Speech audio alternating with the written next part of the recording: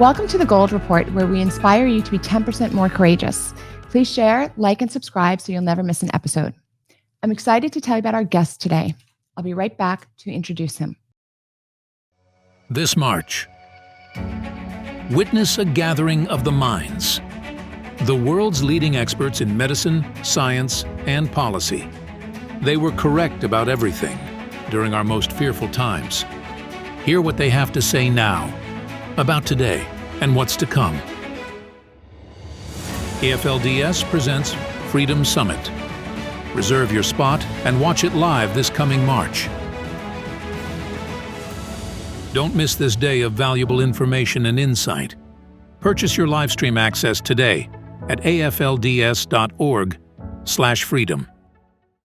Our guest today is Dr. Scott Jensen, former gubernatorial candidate for Minnesota, father, husband, longtime family physician, and former Minnesota State Senator for Carver County. In 2016, he was named Minnesota Family Physician of the Year. In 2020, Dr. Jensen challenged Governor Walz's emergency powers and advocated for children to return to the classroom. He's currently suing the Medical Board of Minnesota and the Attorney General of Minnesota to protect against the weaponization of public office for political purposes. I'm delighted to have Dr. Jensen with us today.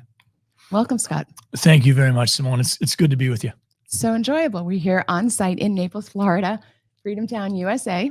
What brings you to Naples? Frankly, my wife and I usually come down in February for at least a brief period of time, meet old friends, make new relationships.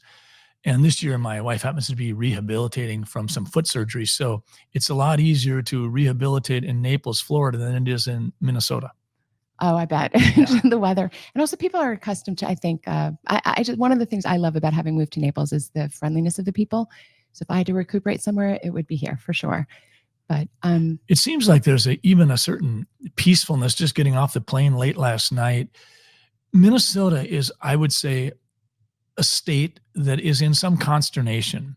It's a politically divided state, and in many ways, it's been a leader, not in a good way, in terms of intruding on people's rights, particularly over the last 4 years. And so I think in Minnesota, there's a certain unsettled feeling.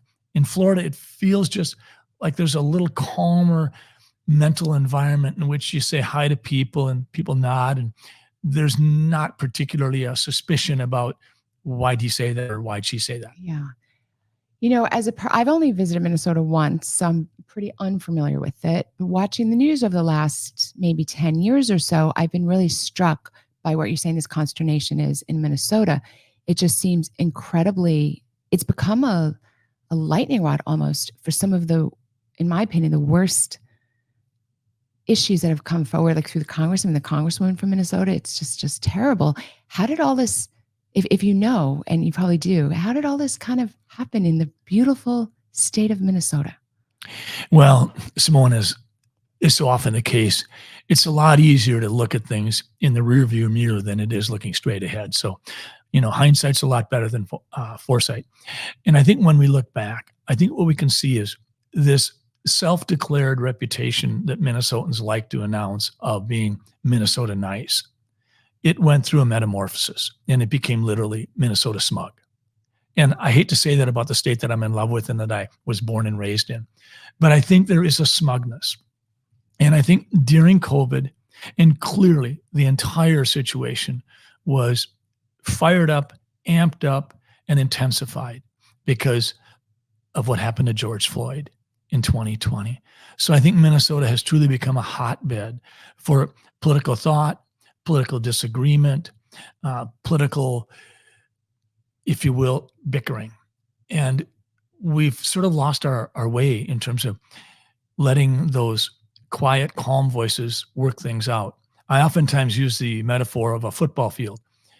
Sometimes in Minnesota, the conversation is too often guided, directed, or constrained by the people who live on the 5-yard line on the right side of the spectrum and people who live on the 5-yard line of the left side of the spectrum. I think so many people live between the 30-yard lines and want to know that working together is a real possibility. That I think Minnesota has lost, and we need to regain that.